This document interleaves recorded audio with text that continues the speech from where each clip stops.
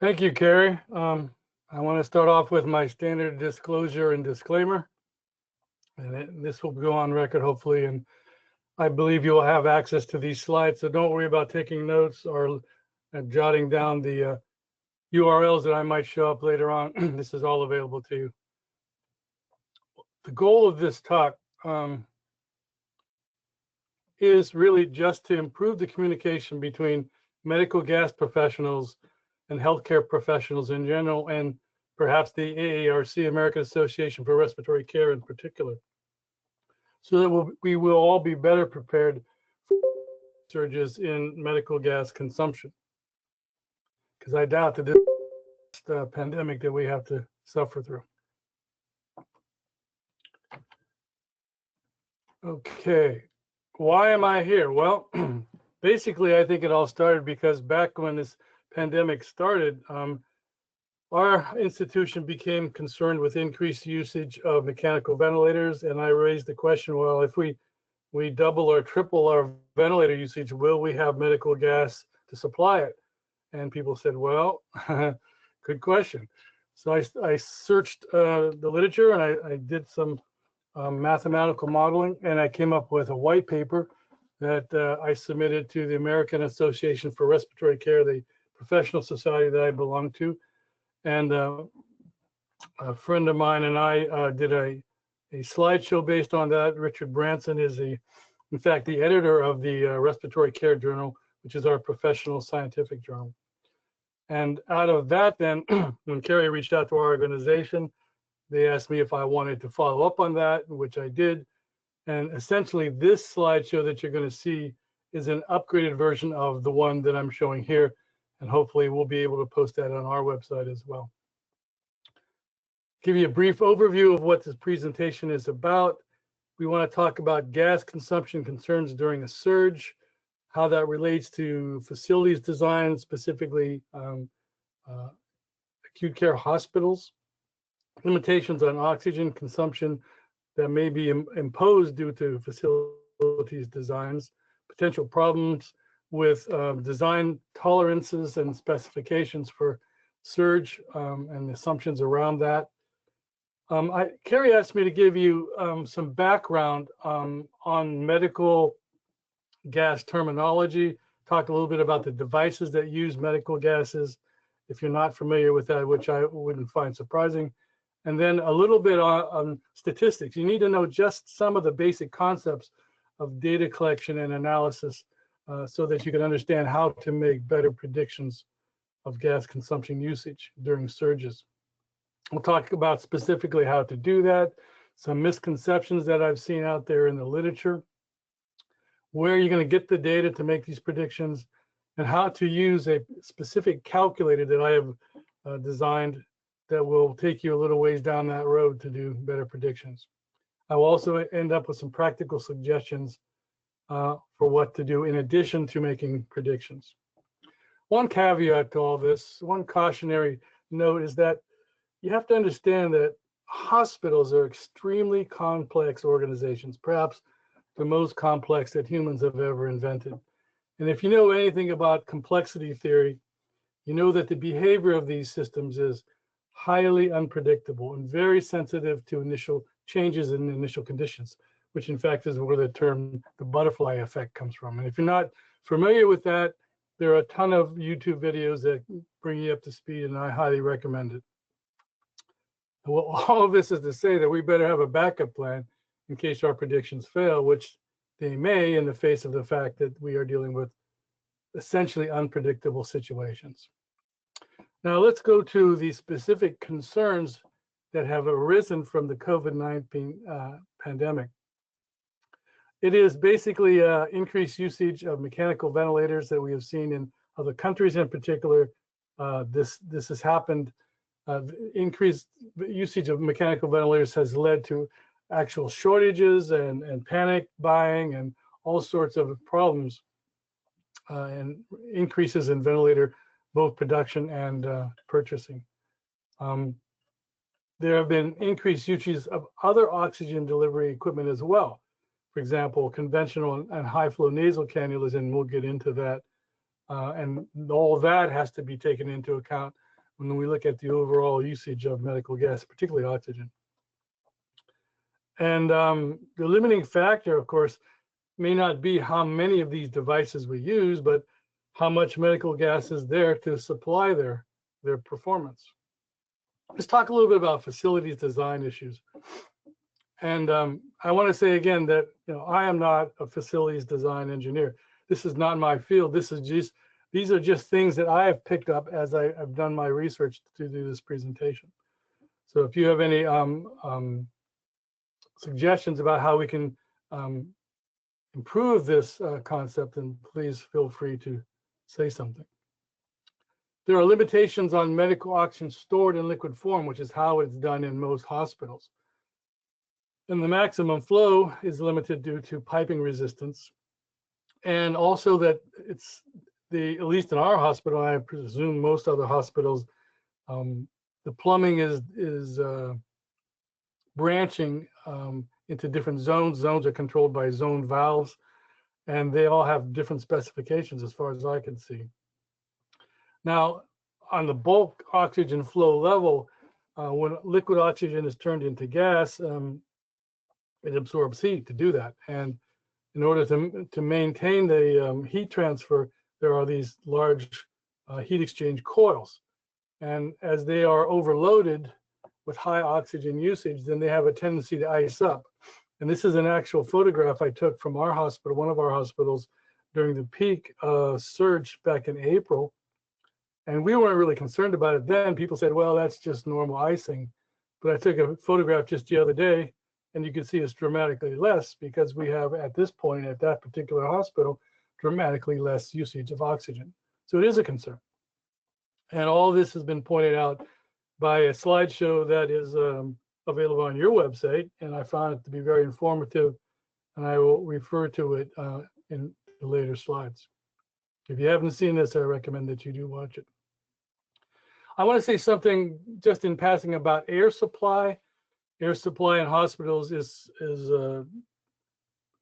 made essentially by huge air compressors that are connected to dryers, because they take basically atmospheric air and squeeze out the water, and then they feed that gas under pressure, usually at 50 psi, to the systems in the hospital, and mechanical ventilators being one of them.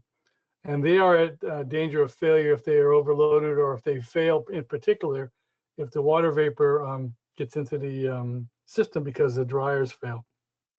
Again, this is mentioned in the slideshow. I'm not going to say anything more about that, although the calculator I'm talking about at the end does talk about consumption of air. I will tell you that at least one point in my career, I did see a failure of dryers on a hospital gas compression system.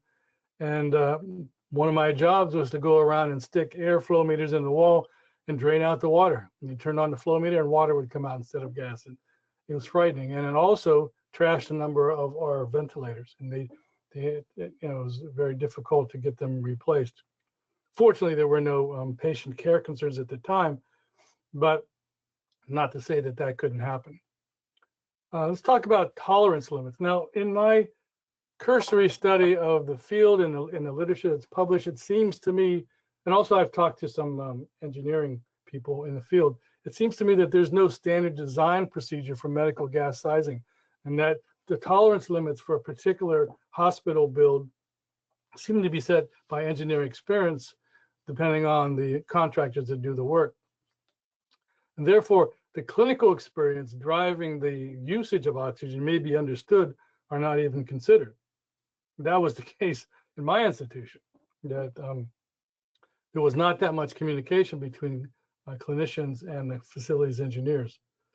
And furthermore, the literature that I've seen published, the tolerances seem to be based on average normal usage spread out over a whole year, for example. And therefore, those tolerances, while they make sense from a building standpoint and a cost standpoint, they may be insufficient for surge oxygen usage because of the unexpected high use of oxygen consuming devices.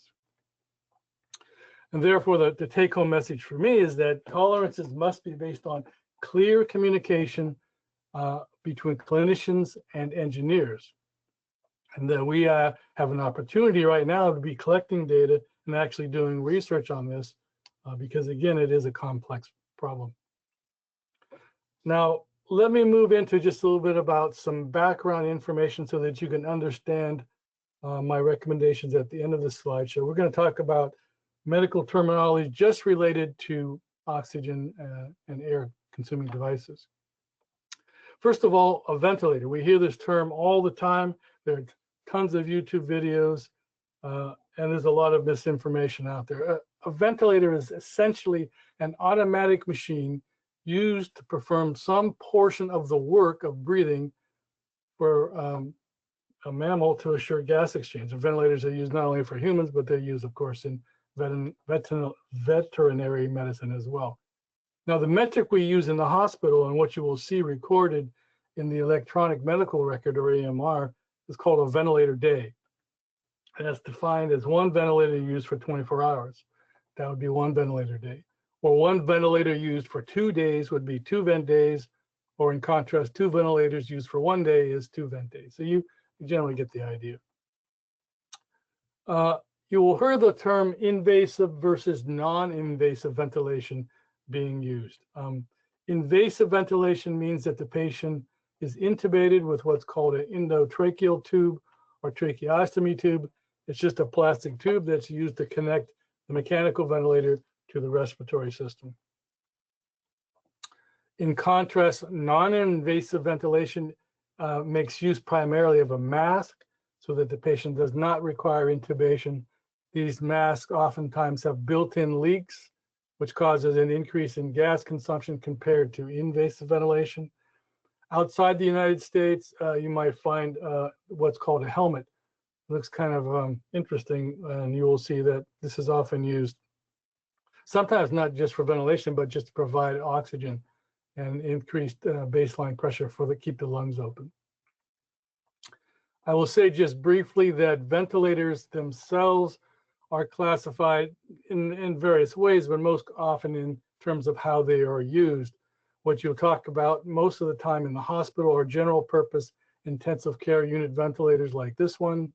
There are also very smaller versions of that are portable for home care and transport within and between hospitals. There are some specifically designed neonatal ventilators. You'll see more of these outside the United States than within. Then you might hear the term high frequency ventilators. Basically what this is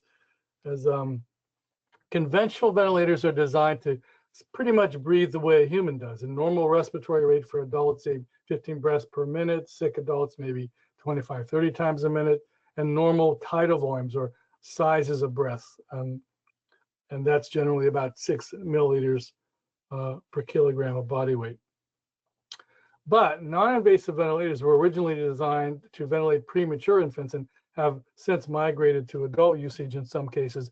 Basically, the idea here is to use very small tidal volumes, but increase the rate, such as the way an animal would pant. And they do that for the least theoretical advantage of not putting as much stress on the lungs by having smaller volumes per breath. Anyways, the point is that these ventilators, and particularly the one on the left, consume huge flows of gas, up to maybe 70 or 80 liters per minute.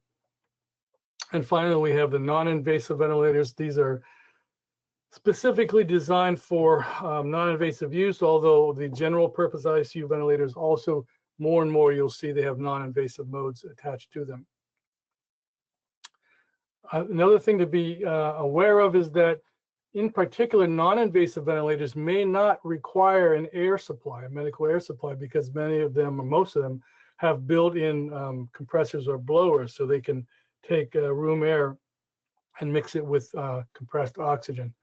And we are seeing blowers being incorporated more and more into invasive mechanical ventilators as well. So the point being is that all ventilators are not created equal, certainly not in terms of their need for medical air supply. And furthermore, I want to just point out that you might run into some really unusual ventilators, like this ventilator on the left here, which is being increasingly supplied for emergency use. This thing has its own oxygen concentrator and a blower. So it might not require anything in terms of medical gas supply. And we're seeing more and more, if you look at YouTube and Gmail and notices and things on the internet, people are inventing emergency use ventilators left and right.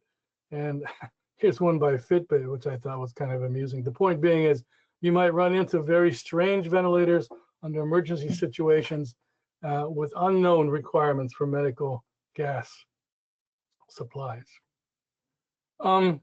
Speaking of ventilators, I want you to be aware that there is a huge variety of mechanical ventilator designs. Their operating specifications vary considerably. You need to consult with clinical representatives or get your hands on what they call operators manuals for these ventilators, which are most often freely available through the internet to account for what their operating specifications are in terms of, for example, inlet pressures. They could be as low as 30 psi and as high as, maybe 40, 45 psi. Most gas piped in hospitals is around 50 psi, at least in the United States. Also consider the fact that many of the newer ICU ventilators have baseline flows just to maintain their basic operation, independent of how they're ventilating the patient. And that can be anywhere from 30 clear on up to 30 liters per minute. So that constant bias flow has to be added in to your calculations that are based on how patients are being ventilated in terms of the ventilator settings. Consider that non-invasive ventilators have huge leaks that increase their ventilator or gas consumption requirements. And why we're talking about that, the key variable of mechanical ventilator gas usage is what's called minute ventilation in units of liters per minute as reported by the ventilator or calculated at the bedside. And basically this is the flow of gas through the lungs to achieve adequate elimination of carbon dioxide. Minute ventilation is calculated as tidal volume, which is essentially the size of the breath, times the respiratory rate or breaths per minute. Tidal volume, again, is usually reported in milliliters, and you usually want to calculate that to liters for calculation of minute ventilation. And it's basically the volume of gas that's either inhaled or exhaled during ventilation. The respiratory rate is straightforward, just in terms of breaths per minute. What I have seen mentioned, and we'll talk about this later, is inspiratory flow. Now, inspiratory flow essentially is just the tidal volume divided by the inspiratory time, or the time that it takes to deliver the breath. Inspiratory flow is a setting on a ventilator, just like tidal volume and respiratory rate, but it is essentially unrelated to minute ventilation. And we'll talk a little bit about that as well. What about other oxygen delivery devices? Perhaps the most common one used in hospitals is just a simple oxygen mask. And you'll see for all these devices, I have put in the flow of oxygen used generally to supply them, depending on how much oxygen the patient requires. You'll also see something called a non-rebreathing mask. Essentially, that is a bag, a reservoir that is designed, hopefully, so that the patient doesn't breathe in room air while they're breathing in oxygen. The idea is to deliver higher concentrations of oxygen to the patient while using a lower flow of oxygen that's wasted to the atmosphere. There are also things called entrainment masks, or sometimes called Venturi masks.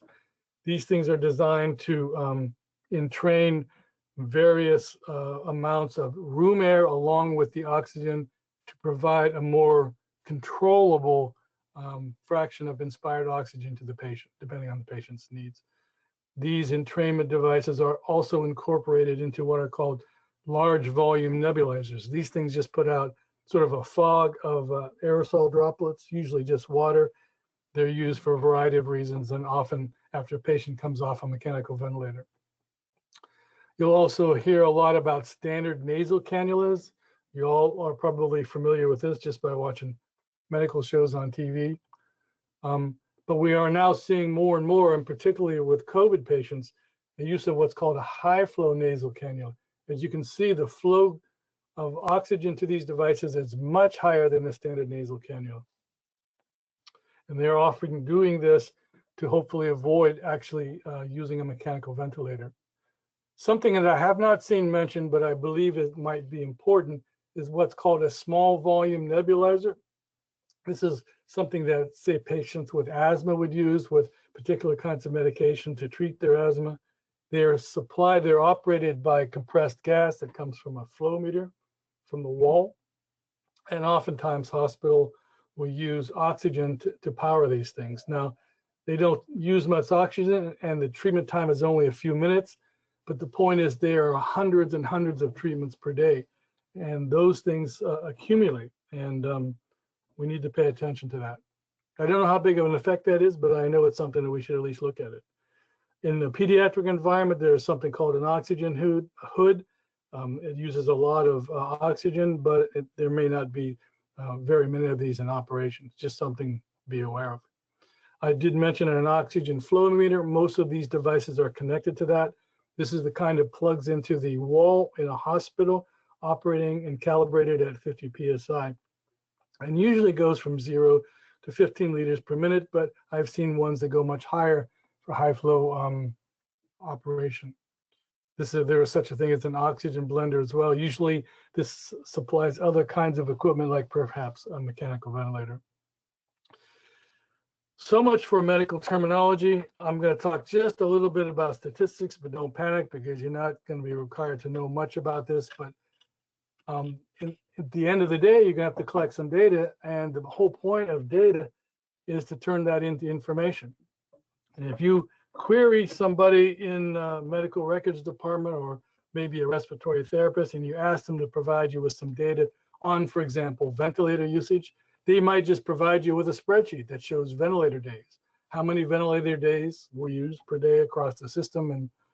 And I myself have had to use this kind of information, for example, in knowing how many ventilators we need to purchase if we were going to change out our ventilator fleet. And one of the first steps you would do in analyzing the data is turn it into a histogram or a frequency distribution that just shows the frequency of observations for any particular thing, a number of days, and then how often that occurred across the number of ventilator days. Now, generally, what statisticians will do is summarize a histogram like this in terms of some summary statistics. And oftentimes you'll see people using average values, but I would caution you not to do that for the same reason that we don't use, let's say, average salary or maybe average height of people, because that's highly susceptible to error due to extreme values. More commonly, as a point estimate, you want to use something like the median value, but be aware that the median value represents only the 50th percentile. And if you're not familiar with the term percentile, then I think you should take a look at that. What it means is that 50% of the observations are going to be above that and 50% are going to be below that. So if you just use the 50th percentile, you're going to be wrong 50% of the time. But that's in many cases the only data that we have. For that reason, I typically recommend using a percentile plot. And I have personally done this in predicting, for example, how many ventilators will need to be used in various areas of the hospital in various hospitals. Percentile plot can be made within Excel, or you can get special statistical software to do it. And the reason why you want that is because it allows you to make statements or predictions like the following. In this case, we have ventilator days on the vertical axis and the percentiles on the horizontal axis. And we can say that we draw a line up from the 95th percentile. We could say that 95% of the time, we will have 66 ventilators in simultaneous use or less. And only 5% of the time, if we will have an insufficient number of ventilators, for example, if we only had 66 ventilators. And that kind of thinking and reasoning can be applied to anything that has random usage like this. Now let's focus on talking about actually predicting oxygen consumption. What is the basic problem here? What data do we need? We need to know essentially the peak flow of oxygen to a hospital zone valve. And basically what that means is we have to know the total flow. We have to have some estimate of the total flow from the ventilators in simultaneous use. And we need to calculate or add into that the total flow from oxygen delivery devices other than ventilators, also in simultaneous use. And here's something that no one has ever really mentioned before, and I've just started to think about it, but we need some predictive model for turning random usage into some sort of probable peak usage. And I don't know of any good way to do that, and that is an area of further research. What I'm going to show you is basically a sort of an approximation using a low-end estimate, a high-end estimate, and a median, and that gives us some sort of tolerance range. Where are we going to get this data? Well, we can get it, and we have to get it basically from the hospital's electronic medical record. And we have to have some way of associating billing codes to actual oxygen devices. Now, unfortunately, historically, electronic medical records were never designed so that the data could be used for clinical prediction purposes. They were and are designed and used primarily for billing purposes. So we have to struggle with that. You know what they say, garbage in, garbage out, right? So how do we analyze this data? Well, that's what this oxygen calculator that I'm going to describe to you is made for. Now, let's talk about some misconceptions. And these are things that I noticed when going through the slideshow that I had mentioned before. One of the questions in the slideshow is, what is the maximum inspiratory flow rate? I would suggest that this is an irrelevant variable. What you need is the minute ventilation or the minute volume coming out of a mechanical ventilator or across mechanical ventilators in some sort of summary statistic. What is the average breath rate per minute? Yes, that's true, but that's incomplete. As I mentioned before, minute ventilation, what you need to look at, and breath rate is only one component of that.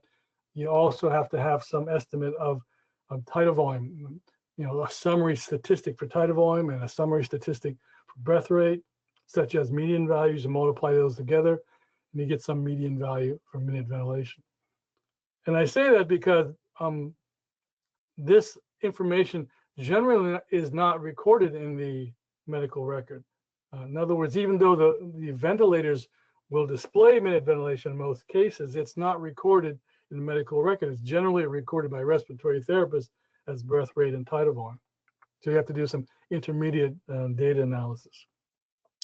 What is the oxygen, percent oxygen or fraction of inspired oxygen on the maximum flow settings? That's inadequate, particularly if the maximum flow is inspiratory flow. That's irrelevant, but it is important in considering the overall amount of oxygen that comprises the minute ventilation. And again, it's not so straightforward on how you do that, and that's why I've designed the oxygen consumption calculator. Keep in mind that you can't get this data by just walking up to your average respiratory therapist and asking them. They don't know, and I wouldn't rely on any assumptions they might have. You actually have to assemble a task force of stakeholders and content experts, including perhaps respiratory therapists and people who know how to collect data from the EMR and mine that and summarize it for you. It's a more of a complex problem than you might think. Now, there is a lot of good advice in this slideshow. They do mention other source of it and information, such as the Beacon Medes, and they give in that report point estimates like averages. They don't actually say what they are, but I think they're averages. And they do point out that the tables that they represent may not be applicable for zone usage. There's a report from Kaiser Permanente, which I had some input on, and they make a good distinction between invasive and non-invasive ventilators, for example, and high flow nasal cannulas. I recommend you look at that report. There is mention of a PB840 calculator, which amazingly enough, I didn't even know existed until I saw this slideshow. I do have a copy of it now. And while that particular calculator is useful for that particular ventilator, as I mentioned before, ventilators differ radically in their specifications. And so you need to consult the operator's manuals for the specific ventilators that are in use in your institution. And what I have seen in at least one hospital is that perhaps the best thing to do is, rather than these armchair calculations we're talking about, go out there and do a simulation test. One hospital tried to put ventilators on standard, outside the ICU, on the standard medical patient floors, and they discovered that their oxygen supply system could not handle one ventilator per room. They had to go to one ventilator every other room. And I would recommend that you do things like that whenever possible. Okay, now another thing that I want to mention is that in the literature I have seen, and in my own institution, a basic approach to prediction, and let's talk about how that might be done. First of all, the concept of FiO2, that stands for fraction of inspired oxygen. And it's used to talk about the performance of ventilators and other oxygen delivery devices that I mentioned. It's expressed either as a decimal fraction or as a percent, but in calculations you use the decimal fraction. In common everyday language, we sometimes just use percentages.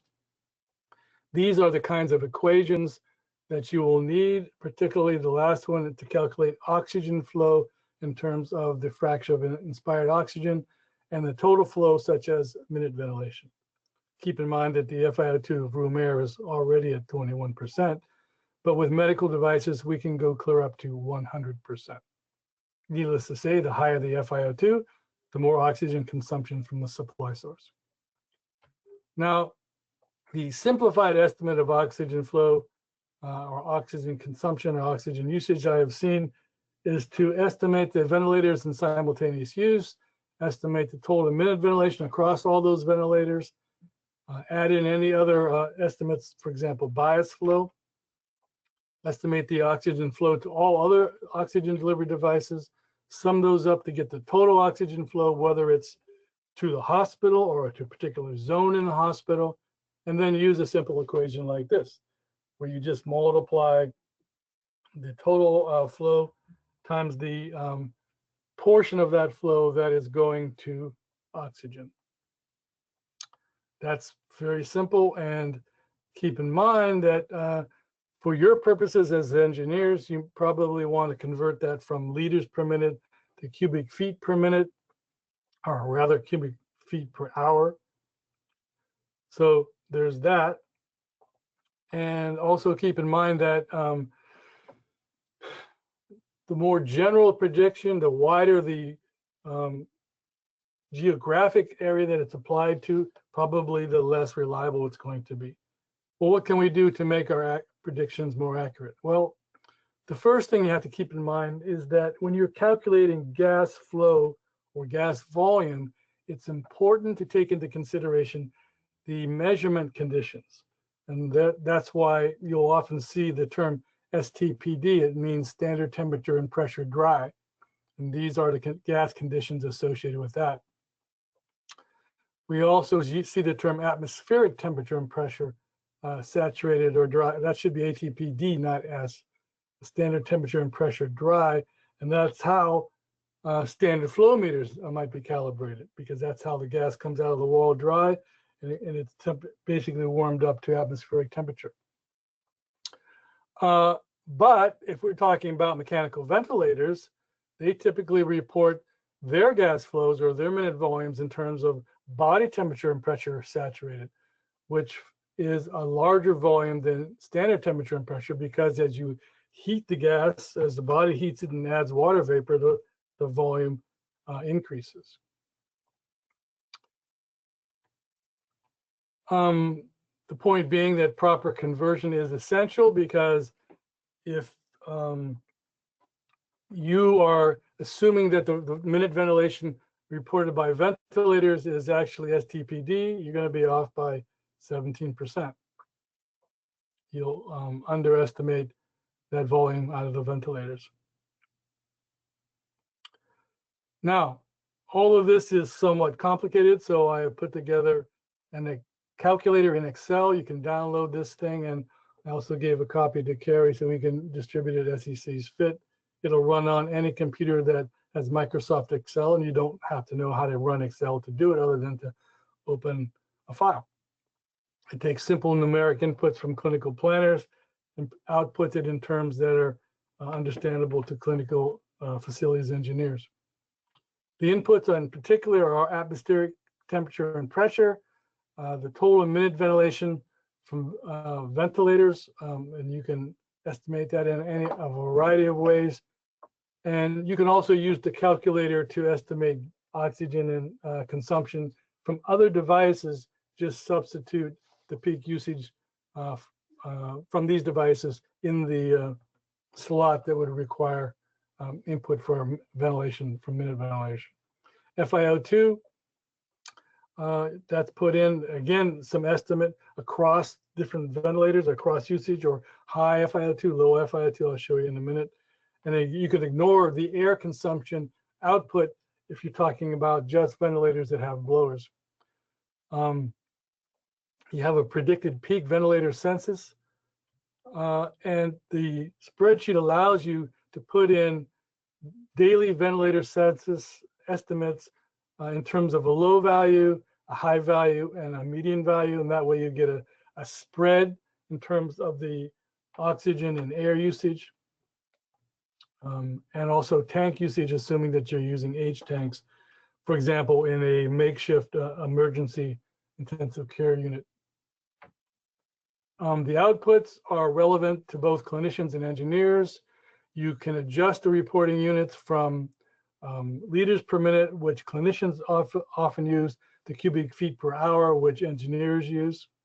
This is an example of the results in terms of air consumption rate and oxygen consumption rate per minute, per hour, per day. And you can also convert that into the required number of compressed gas tanks. Again, if you're setting up an emergency system or a backup system, this is how you would calculate the number of tanks per day. And as you can see, it's a pretty high number. And that gets into a whole other problem of how you're going to manifold these tanks together, how you're going to deliver them, secure them for safety reasons, and how are you going to change them out. A whole other set of problems, a big can of worms there. Now, having said all that, as background, I want to give you some practical suggestions as I wrap up this talk. Again, consider simulation testing. If you have the ability to do this and working with clinicians who can provide you with ventilators that are not in use, of course, put them on test lungs and put them in the zones where you think you want to expand to, like, for example, patient care areas outside the ICU. That will probably give you your most reliable information over and above any calculations you might do. Turn off oxygen to manual resuscitators. Manual resuscitators are required at the bedside for any patient on a mechanical ventilator, and in fact, basically any patient. And typically, we in hospitals waste oxygen like crazy because it seems to us like it's not very expensive. But there are automatic shutoff devices so that when you're not using them for manual resuscitators, they will not waste extra oxygen. That's another thing to consider. Use minimal FiO2 for adequate oxygenation. Naturally, that is a recommendation for clinicians. And reduce the use of high flow nasal cannulas for oxygen delivery. Again, another recommendation for clinicians, not necessarily for engineers. However, this is an idea that I just came up with, and it may not be practical. I would like some feedback from you guys, but I think there must be a way to monitor oxygen flow through zone valves. If you knew that, then you could be able to predict much more accurately how much flow is going through there and relate that to ventilator usage. And it seems to me there must be some way to monitor flow across perhaps zone valves, maybe by using thermal probes, maybe even just taping a thermocouple on the outside of the probe. Maybe you would have to close the valve very slightly to cause a slight compression and rarefaction across the valve that would cause a drop in temperature. I don't know. These are just ideas I'm throwing out. hopefully you folks will come up with some better way to do that. Now, in closing, I want to mention all the resources that I've run into that may give us more information. Hopefully we could work together in improving our preparation for surge usage of medical gases. As I said, this all started out with some guidance that came from the American Association for Respiratory Care. There was this from the MGPHO. Again, I mentioned, and you probably are already familiar with that, hopefully. This is the Beacon Medes white paper that I mentioned, also worth reading. This is the paper by Sandy Renshaw that I helped with, and again, another valuable resource for oxygen piping sizes. I found this from the Joint Commission. Joint Commission is the organization, as you probably know, that verifies that hospitals are operating under standard recommendations. There's something from the CGA, a toolkit for COVID-19 response. And also, I think more and more ventilator manufacturers are going to be coming forth with information on how to calculate oxygen consumption for their devices. I found this one recently that came out. This would be something similar to what Medtronic or Puritan Bennett ventilators have offered. I recommend you keep your eyes open for things like that. Take-home messages in conclusion: medical and air supply systems may not be able to handle the increased usage during emergency surges. Accurate prediction of medical gas consumption during extreme surges requires a combination of both clinical and engineering information. Simple questions that you might ask to stakeholders are not going to suffice. My recommendation again is that you take this seriously, create some sort of task force with content experts that include facilities engineers, respiratory therapists, possibly a statistician, and anybody else who can help you collect and analyze the data. A calculator is now available that I mentioned to make more accurate predictions based on relevant clinical information. Other practical actions should be taken to assure adequate oxygen supplies, as I mentioned before. Keep in mind that predicting the behavior of a complex system is extremely difficult, and perhaps, in fact, we can't do it, but that doesn't mean we just throw up our hands and we do nothing. Simplified models are tempting. They may make us feel like we're doing something, but they might also be misleading. So we should have the most accurate prediction models that we can come up with. Certainly, I have appreciated that this is a subject that requires more study to improve our ability to cope with future surges and keep patients safe.